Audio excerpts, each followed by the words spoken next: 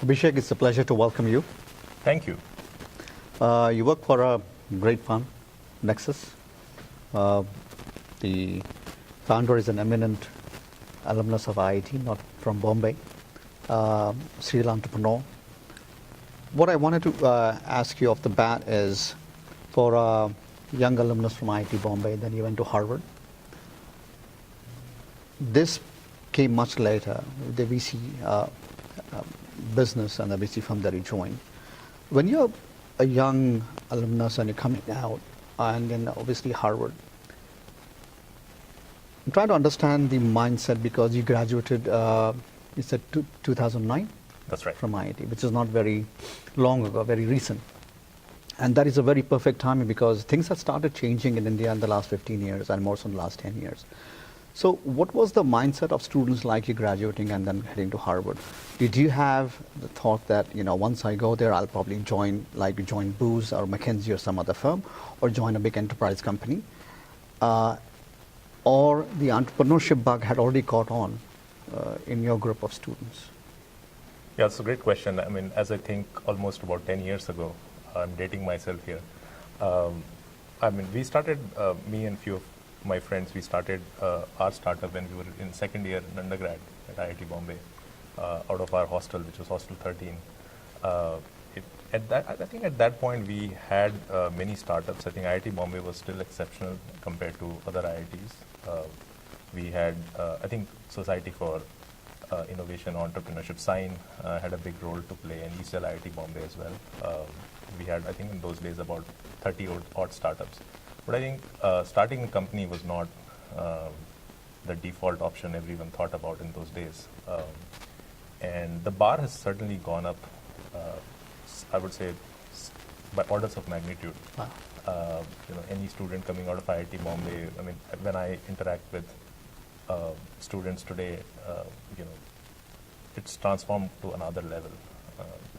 I think students are a lot more ambitious. Sure. There is a lot more information available at their fingertips, and there's also a lot more resource pool, a lot more access to mentorship, investors, advisors today than it was 10 years ago. But I think India has definitely come a long way over the last 10 years, and so has India's startup ecosystem. You said you interact with students in India, and obviously things have changed much. And entrepreneurship has taken a very different route in India also, especially with e-commerce, doing so magnificently well.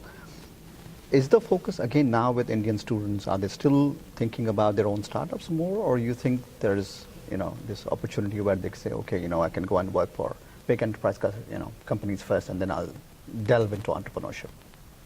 Yeah, I think there is hunger for there is hunger for top-notch opportunity, and that opportunity sometimes is in the form of starting your own company. At that age, or many a times, we see students want to join, companies like Google, Facebook, and even some of the newer age companies like Uber and others. That can be very good training pad for them, before they think about launching something on their own.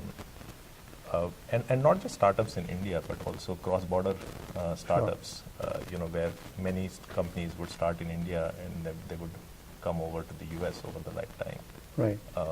And students also travel a lot more frequently to Silicon Valley today. Sure. Than they used to, let's say 10 years ago. Right. And that has created another level of exposure that didn't exist, say 10 years ago. I want to switch gears and switch your position. I want to put you on the hot seat of venture capitalist since you are involved with the fund. Almost every single entrepreneur I spoke to, number one question is, can you introduce us to investors, angels or VCs? And I keep telling them that is the last thing that should be on your mind. Get the product right, get the customer traction, then you'll be ready and VCs will find you. What is your advice for these young, energetic entrepreneurs as a VC? I would say, I think I like to believe I'm myself still pretty young and energetic, so I don't think I'm in a very good position to give advice. But I would say, believe a lot more in serendipity. You never know what happens next, and I think the more you work on engineering serendipity, I think it really helps because life is so unpredictable. Anytime someone asks me, what's your plan 5 years from now, I say, I had no idea 5 years ago that I would be doing this today. So I think one is serendipity, second is, there's no replacement to hard work. I think mentors are very supportive. I have benefited myself a lot from mentors from a very young age, very early age. And they're willing to pay it forward and help Right.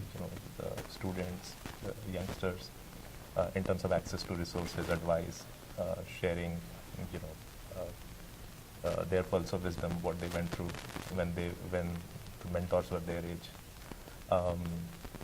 And I think the last thing I would say is keep a very large ambition. I think most of the students today that we talk about, I think we are in the position of making choices, and there's no point setting for anything that's not really that ambitious. Right. You talked about mentoring being very important. One of the big ways mentoring helps and you find your mentors is through the alumni networks, and IIT Bombay is one of the best ones out there. Since we are here today celebrating the Diamond Jubilee of the IIT Bombay campus, want to learn from you how this particular network has helped you and how you think it can benefit others. Yeah, I would say away from home, which is India for me, the IIT Bombay alumni network is pretty much like family to me. When I came to the US, moved here in 2013 for my business school, that was a time Bharat Desai reached out to 5-6 of us, students of IIT Bombay at Harvard Business School. And all of us were so pleasantly surprised, almost shocked that someone of his stature, repute, and how busy he is, he cares so deeply about knowing about our trajectories, what we are doing, what we are passionate about, what we want to do in life. And he pulled us, actually, some of us, just from Harvard, to this broader IIT Bombay Heritage Foundation and IIT Bombay Alumni pool. This is almost like a family. I think the best part about the family is it's a very large family in the United States, right, and particularly here in Silicon Valley. I have never heard a no from anyone whenever I have reached out for a cup of coffee or even to meet over lunch. And not just today, even 5 years ago. I think people are very willing to pull the juniors up, expose them to the right people, right resources, right advice. I think that's very infectious. It's almost so it's so catalytic that it's hard to replace. Right. I think I was pleasantly surprised, 3.5 years ago when I moved here with my wife. Such a you almost get a prime pump right on day one. You have access to so many warm people Sure. in the form of alumni. Many have shared the hostel with you, or have shared the institution with you. And they're so willing to help. I think it's just great to see that, and I hope me and my friends are able to pay it forward to juniors who come here, let's say, in next 10 years. I'm sure good company influences you that way. Abhishek, it's a pleasure. Thank you so Thank much you for so coming much and for sharing your making time. thoughts. Real pleasure.